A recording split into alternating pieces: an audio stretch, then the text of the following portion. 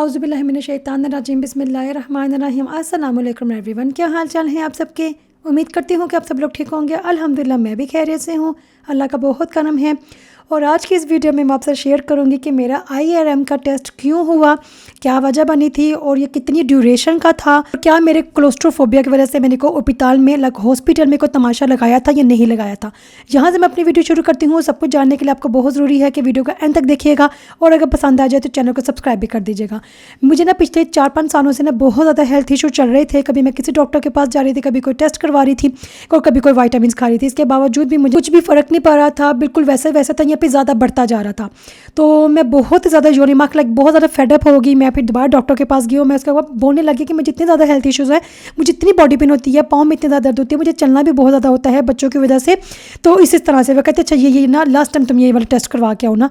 फिर मैंने जब ये टेस्ट करवाए, फ़ायदा वे 2 घंटे लगे थे मुझे लेबॉर्ट्री में। ओके खैर, एक हफ्ते के बाद उसकी जब टेस्ट आया, रिपोर्ट आई, तो फिर ना मैं डॉक्टर के पास दोबारा से गई। तो डॉक्टर कहती है कि ये तो टेस्ट तुम्हारे ठीक नहीं है, एक्चुअली जो मसले हैं मैं आपको आगे जाके बताती हूँ। लेकिन उसने जब रिपोर्ट देखी तो वो थोड़ा सा ऐसे हो गया, वो मुझे ना टेस्ट लिख के दे रही थी कि तुम्हें ना IRM का टेस्ट करवाना पड़ेगा। मैंने ना उसको जब देखा ना तो वो स्टैंप लगा रही है, साइन कर रही है, और मैं उधर ही ना बिल्कुल ब्लैंक होगी। मेरे जैसे ज़मीन के नीचे से ना, पाँव के नीचे से ज़मीन निकल गई। मैंने कहा पोज, तो वो बोलती जा रही थी ना हाँ ये करना, ये भी बहुत ज़्यादा मसले हैं, ये भी ये। मैंने कहा ये तो नहीं मैं करवा सकती, लाइक अभी कितनी भी दर्द है, जो कुछ भी मसले मसाले, मैं जिंदा तो हूँ ना, इसके बाद मैं बिल्कुल ही मर जाऊँगी, मैं तो नहीं करा सकूँगी ना। तो वो कहती नहीं कुछ भी नहीं होगा है। उसने मुझे टेस्ट लिख के दे दिया। उसके बाद उसने मुझे कहा ये रिपोर्ट जब आएगी, लाइक IRM की जो रिपोर्ट होगी वो लेकर मैंने ना स्पेशलिस्ट के पास जाना है। तो यहाँ पे स्पेशलिस्ट की अपॉइंटमेंट बहुत मुश्किल से मिलती है। जब ना डॉक्टर्स के यहाँ पे बहुत ही हाई लेवल की बात हो जाती है, डॉक्टरों के बस की बात नहीं रहती, फिर वो स्पेशलिस्ट के पास भेजते हैं। हर बंदा मुँह उठा के स्पेशलिस्ट के पास नहीं जा सकता। तो स्पेशल डॉक्टर का ना लेटर चाहिए होता है, और बहुत ज़्यादा रिपोर्ट्स वगैरह पता नहीं क्या क्या कुछ चाहिए होता है। जब वो सब कुछ होता है फिर आपको स्पेशलिस्ट के पास जाना पड़ता है, ऐसे कोई भी नॉर्मल इंसान उठ के नहीं जा सकता। खैर मैंने फिर अपॉइंटमेंट ली और शुक्र है कि जल्दी मिल गई। और जिस दिन हमने जाना था मेरे हस्बैंड मुझे कहते जा रहे थे कि ना वहाँ पे जाकर कोई तमाशा नहीं लगाना, चुप करके करना, कुछ भी नहीं होगा ये वो ना। हालांकि मैंने कितनी ज़्यादा वीडियोस देख ली थी, और जिन जिन लोगों को मैं जानती थी, जिन्होंने ये टेस्ट करवाए थे, उनसे भी मैंने कंसल्ट किया, उनसे भी मैंने पूछा। तो ना इतना कुछ करने के बाद मैं इतना डर गई थी, मैं को खुदा की कसम मैं ना वहाँ पे कोई भी तमाशा नहीं लगाऊंगी, लेकिन ये 1000% श्योर हूँ कि तमाशा लग जाना है वहाँ पे, है ना। मुझे नहीं पता कैसे होगा, लेकिन तमाशा लगेगा ज़रूर। खैर जब वहाँ पे पहुँचे हम तो ना काफ़ी ज़्यादा रश था, और जब हमारी टर्न आई थी तो इस टेस्ट से पहले भी बहुत ज़्यादा टेस्ट करने लगा। उन्होंने मेरा शुगर टेस्ट किया और मेरा BP चेक किया। फिर उसके बाद उन्होंने ना इतना लंबा चौड़ा फॉर्म मुझसे फिल करवाया और दुनिया जहाँ के साइन करवाए कि ना कोई, वैसे उन्होंने पहले ये चेकिंग की थी कोई भी फेक दांत तो नहीं लगाया हुआ लोहे का, या फिर कोई स्टंट तो नहीं लगे हुए लाइक कमर में जो ना जिनकी डिस्क हिली होती है, कुछ भी ऐसा। मैं कल अल्हम्दुलिल्लाह ऐसा कुछ भी नहीं है। फिर उन्होंने ये भी पूछा तुम्हें कोलेस्ट्रोफोबिया है। मैं इतना बड़ा सा उसको टिक लगाया कि हाँ मुझे कोलेस्ट्रोफोबिया है। कहा उन्होंने मुझे 3 4 5 6 साइन करवाए। साइन करवाने के बाद तो इंतजार किया, मैं इतना डरती जा रही थी, याला क्या इतने छोटे छोटे लोग भी गए हुए थे, बच्चे भी थे, और कितने बड़े बड़े हर तरह के बंदा था ना वहाँ पे। मेरे हस्बैंड कहते जा रहे थे कि देखो वो भी तो जा रहे हैं, कुछ नहीं हुआ, वो भी तो जा रहे हैं, कुछ नहीं हुआ। मैं नहीं कुछ ना कुछ तो होगा, पता नहीं क्या होगा ये होना। लेकिन अल्लाह ने मुझ पर ये करम नवाजी की कि जिसने मुझे असिस्ट करना था, जो डॉक्टर था वो बहुत अच्छा था। तो ना इसलिए मुझे ना वो मुझसे बातें भी करता जा रहा था, उसको समझ भी आ रही थी, शायद उनको ज़्यादा एक्सपीरियंस होता है कि किस तरह के लोगों के साथ किस तरह से डील करना है। तो मैं बहुत ज़्यादा डरी हुई थी, बस मैं चीखें मार मार के रोने वाली रह गई हुई थी, बाकी तो मैं बहुत ज़्यादा डर गई हुई थी ना। तो फिर उसके बाद क्या हुआ था, लेकिन मुझे ये भी पता था, उसने मुझे कहा था 10 से 12 मिनट का होगा।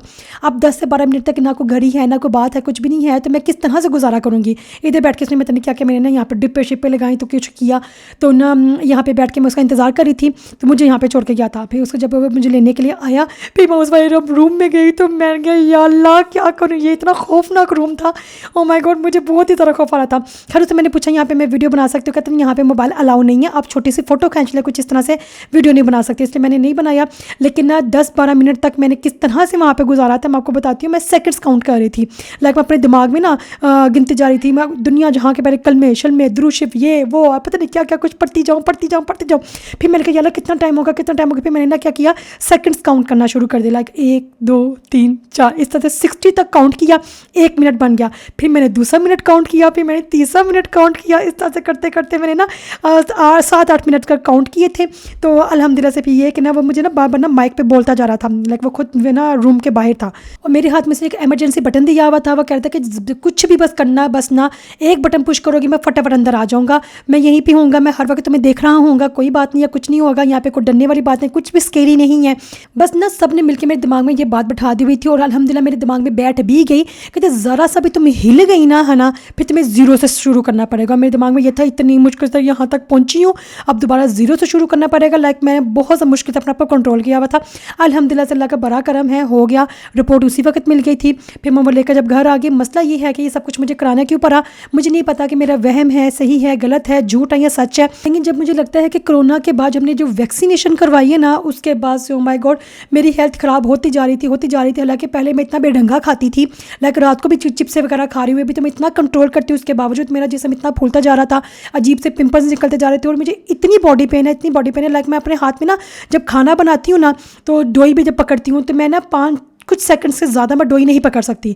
मैं जब खाना खा रही हूँ मैं अपने हाथों में 2-3 सेकंड्स तक ना गिलास तक नहीं पकड़ सकती, मुझे लगेगा गिलास गिर के टूट जाएगा। लाइक कोई भी मुझे इतनी ज़्यादा प्रॉब्लम होती है, मैं सफाइयाँ कर लूँ, सिर्फ खाना बनाऊँ, कोई एक काम दिन का कर लूँ ना, सिर्फ एक काम कर लूँ, बेशक वो खाना है या सफाइयाँ हैं या कपड़े हैं, तो मैं पूरा दिन कुछ और नहीं कर सकती। डॉक्टर ये कह रही थी अभी स्पेशलिस्ट के पास जाने, लेकिन जो डॉक्टर मुझे ये कह रही थी जो मेरा दिमाग है ना, जो ब्रेन है, वो जो सेल्स बनाता है ना अच्छे वाले, जो कंट्रोल करता है मेरे बॉडी को, कंट्रोल करता है इंसुलिन को या कोलेस्ट्रॉल को, किसी भी तरह की कुछ चीज़ को कंट्रोल करता है, मेरे ब्रेन ने वो सेल्स बनाना छोड़ दिए हैं।